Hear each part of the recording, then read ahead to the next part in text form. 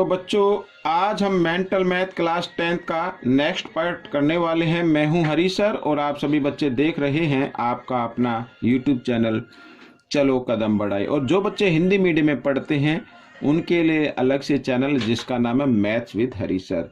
एक चैनल और है बच्चों मैथ लॉक के नाम से, जो बच्चे स्कूल में पढ़ रहे हैं और सिलेबस करना चाहते हैं, मैथ का सिलेबस करना चाहते हैं, तो उनके लिए अलग से चैनल बनाया है जिसका नाम है मैथ लॉक। तो आप उसे भी देखें और ज्वाइन करें।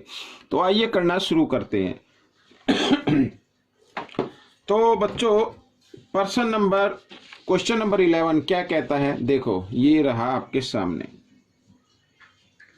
Area of two similar triangle are 36 square centimetre and 100 centimetre square. ठीक है, टू ट्रायंगल हैं और दोनों ट्रायंगल किस टाइप के, सिमिलर ट्रायंगल हैं। If the length of a side of a larger triangle यानी जिसका लार्जर एरिया होगा वही लार्जर ट्रायंगल होगा, is 20 centimetre, then find the length of corresponding side of smaller triangle. ठीक है, अब दो सिमिलर ट्रायंगल है, टू सिमिलर ट्रायंगल हैं, तो बच्चों हम सभी जानते हैं कि सिमिलर ट्रायंगल के एरिया का रेशो। ठीक है, तो ये ऊपर मैं लिख लेता हूं 36 सिमिलर ट्रायंगल का है। ठीक है, और बाई नीचे लिख लेते लार्जर, ये आ गया। तो इस सिमिलर ट्रायंगल का ये एरिया गिवन है, तो इसका रेशो इक्वल होगा, इसकी जो कोरस्पॉन्डिंग साइड होती है उनके रेशो के इक्वल होता है।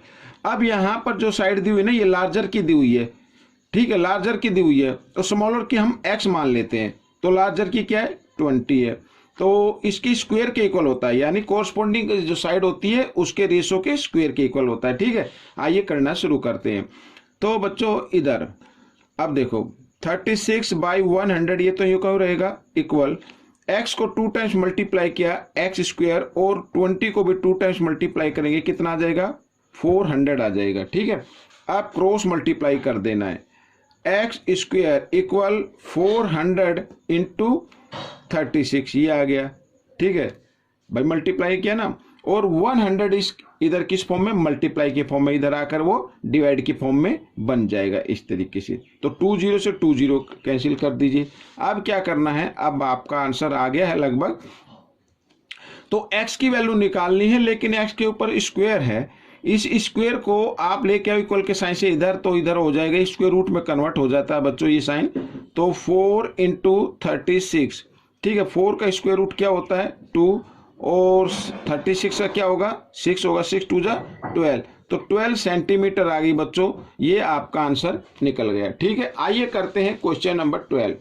तो क्वेश्चन नंबर 12 क्या कहता है, देखो triangle ABC and triangle PQR similar triangle, ये भी सिमिलर ट्रायंगल है। ठीक है, मैं इधर बना लेता हूं, नाम दे देते इसका ABC, और एक ट्रायंगल है PQR, इसका भी नाम दे लेते PQR। ठीक है, सिमिलर ट्रायंगल है such that angle A 32 degree, ये 32 डिग्री आ गया बच्चों, और एंगल R है 65, ये 65 आ गया। ठीक है, तो angle find b find out करना है, ये एंगल बी। ठीक है, ये कैसे होगा, अब बच्चों देखो triangle ABC similar triangle PQR। ठीक है, सिमिलर ट्रायंगल है, तो इसके जो कोरस्पॉन्डिंग एंगल होंगे वो इक्वल होंगे। ठीक है, एंगल A इक्वल होगा एंगल D P के, ये P है बच्चों इधर, और एंगल B इक्वल होगा एंगल Q के। ठीक है, और साथ ही एंगल C इक्वल होगा एंगल R के। समझ में आ गया। अब एंगल A की तो वैल्यू गिवन है, एंगल A की वैल्यू क्या है 32 है, और इधर ये R की वैल्यू गिवन है 65, तो R किसके इक्वल है, एंगल C के इक्वल है, तो एंगल C की वैल्यू क्या आ गई 65 आ गई। ठीक है, अब हमें एंगल B की वैल्यू निकालनी है, तो देखो इन ट्रायंगल ABC में angle A plus angle B plus angle C is equal to 180 degree. A की वैल्यू 32 डिग्री, B की वैल्यू आपको फाइंड आउट करनी है, तो यूं कहीं लिख दीजिए C की वैल्यू 65 डिग्री और इक्वल टू 180 डिग्री। ठीक है, अब बच्चों देखो 5 और 2 कितना हो गया 7 हो गया, और 6 और 3 9, यानी 97 हो गया। इधर 97 इधर प्लस में है, इक्वल के साइन से इधर लेके आएंगे तो वो हो जाएगा माइनस में, तो एंगल बी की वैल्यू आपकी आ जाएगी, तो 180 -97, ठीक है, इस तरीके से। तो एंगल बी की वैल्यू आपकी निकल गई है। 10 में से 7 माइनस करेंगे 3, यहाँ पे रह गया 17, 17 में से 9 माइनस करेंगे 8, तो 83 आ गई बच्चों, ये आपका आंसर निकल गया। क्वेश्चन नंबर 13 क्या कहता है ये भी देख लेते हैं। देखो, इन ट्रायंगल एबीसी, एबीसी में ए बी की लेंथ गिवन है, ए सी की लेंथ गिवन है, बी सी की लेंथ गिवन है, तो find angle B, B find out करना है। अब हम देख रहे हैं कि ए बी जो है रूट के अंदर आ गया, यानी ए बी की लेंथ आ गई आपकी 6√3। तो हम कैसे फाइंड आउट करें कि एंगल बी कितने डिग्री का है? तो आप एक काम करें बच्चों, ये रूट का साइन हटा दे, तो हम क्या कर देंगे, स्क्वायर कर देते हैं बच्चों। अगर ए बी की लेंथ का हमने स्क्वायर किया तो ए सी का भी स्क्वायर कर दीजिए, भाई हमें तो इक्वल बनाना है, ठीक है, बैलेंस करके चलना है, तो 6 का भी स्क्वायर कर देते हैं इस तरीके से। अब 6 को 2 टाइम्स मल्टीप्लाई करेंगे 36, और √3 को या रूट से स्क्वायर से रूट का साइन कट जाता तो 3 आ जाएगा, इस तरीके से लिख लीजिए। और इधर 12 का भी स्क्वायर हम कर देते हैं, तो बच्चों ये आ गया 144, ठीक है, 12 स्क्वायर। और 6 स्क्वायर क्या होता है, 36 होता है, ये 36 आ गया बच्चों इधर, ठीक है। अब देखो 36 3 जा कितना होता है 108, और एक आ गई 144, और एक आ गई 36, तो सबसे ग्रेटेस्ट साइड आ रही है बच्चों 144। अगर बाकी 2 साइड को हम ऐड कर दे, देखो 144 और इधर देखो 108 प्लस 36, तो इन दोनों का सम भी आ गया 144, ठीक है। तो इसका मतलब ये पाइथागोरस थ्योरम को प्रूव करता है। तो इसका मतलब ये हुआ, अब मैं इधर बनाता हूं ये ट्रायंगल इस तरीके से, ठीक है। तो सबसे बिगेस्ट साइड है AC, तो इसका नाम रख लेते हैं AC 1, ये 12 आ गई बच्चों, 12 आ गई, ठीक है। सबसे भाई स्क्वायर किया तो सबसे बड़ी साइड आ गई। और AB, ये AB है 6√3 और BC है 6। तो अब ये बताना है एंगल बी कितने डिग्री का है। अब बच्चों पाइथागोरस थ्योरम इसमें प्रूव होगी, तो इसका मतलब जो लॉन्गेस्ट साइड होती है उसके अपोजिट जो एंगल होता है वो 90 डिग्री का ही आएगा, ठीक है। तो ये 90 डिग्री का है, तो ABCJ राइट एंगल ट्रायंगल। आइए करते हैं क्वेश्चन नंबर 14। तो क्वेश्चन नंबर 14 ये रहा आपके सामने, ठीक है। क्या कहता है question, a man goes 15 metre due east and then 8 metre due north, how much distance is he away from the starting point. Starting point से वो कितनी दूर है?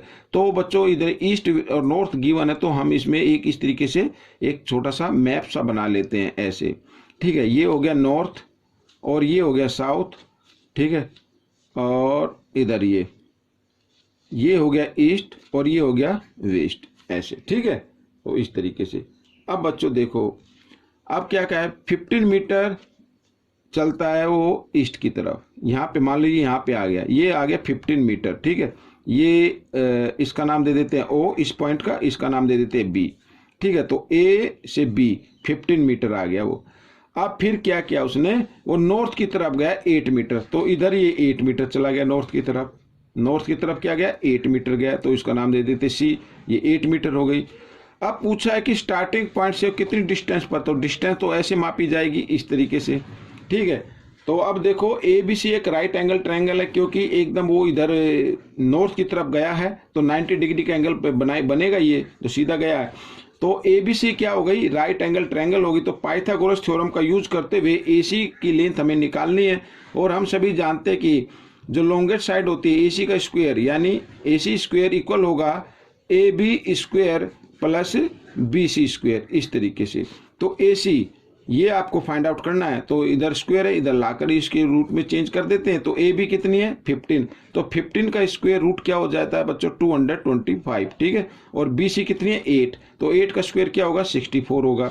अब दोनों को ऐड किया बच्चों, तो रूट आ गया 5 और 4 9, 2 और 6 289 आ गया बच्चों, इस तरीके से, ठीक है। 289 का परफेक्ट स्क्वायर रूट होता है बच्चों 17, तो 17 मीटर डिस्टेंस पर वो आप फिलहाल है, ठीक है। तो ये क्वेश्चन आपका हो गया, बिल्कुल ही इजी था। आइए करते हैं क्वेश्चन नंबर 15। तो क्वेश्चन नंबर 15 क्या कहता है, PQR सिमिलर ट्रायंगल ABC, ठीक है, दोनों सिमिलर ट्रायंगल है, और PQ रेशो AB, साथ ही कोरस्पॉन्डिंग साइड का रेशो गिवन है। एरिया पी क्यू आर का एरिया गिवन है, तो area of ABC find out करना है। और हम सभी जानते हैं कि अगर सिमिलर ट्रायंगल हो तो उनके एरिया का रेशो, यानी पी क्यू आर और ratio area A B C, ठीक है, इन दोनों ट्रायंगल का रेशो इक्वल होगा इनके कोरस्पोंडिंग साइड के इक्वल, पी क्यू और ए बी के स्क्वायर के इक्वल होगा, ठीक है। अब ये देखो पी क्यू आर का तो एरिया गिवन है 216 और ए बी सी का हमें निकालना है, तो ए बी सी इस तरीके से, पी क्यू है बच्चों 3, ठीक है भाई, आगे पी क्यू लिखा तो आगे 3 लिखा है, पीछे ए बी है तो ए बी के लिए 4 आएगा, तो 3/4 और स्क्वायर कर देते हैं, और स्क्वायर 3 का स्क्वायर होता है 9 और 4 का स्क्वायर होता है 16। अब क्या करना, क्रॉस मल्टीप्लाई कर देना है इस तरीके से। तो अब देखो एरिया ए बी सी अब आपका आ जाएगा, और इक्वल 16 को किया हमने 216 से मल्टीप्लाई और 9 को किया ए बी सी से मल्टीप्लाई, तो 9 इधर मल्टीप्लाई की फॉर्म में आएगा और इधर आकर वो डिवाइड की फॉर्म में बन जाएगा इस तरीके से।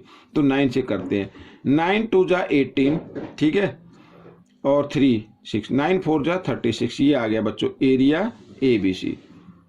तो बच्चों देखो 16 4 जा होता है 64 का 4 कैरी 6, 16 2 जा 32 और 6 38, ठीक है, तो 384 स्क्वायर यूनिट गिवन है, तो यूनिट हम भी लिख देते हैं यूनिट, ठीक है। तो ये आपका आंसर बन गया। तो बच्चों ये क्वेश्चन आपका कंप्लीट हो गया है। आपको ये क्वेश्चन कैसा लगा मुझे जरूर बताएं। अब मिलेंगे नेक्स्ट पार्ट में, टिल देन थैंक यू।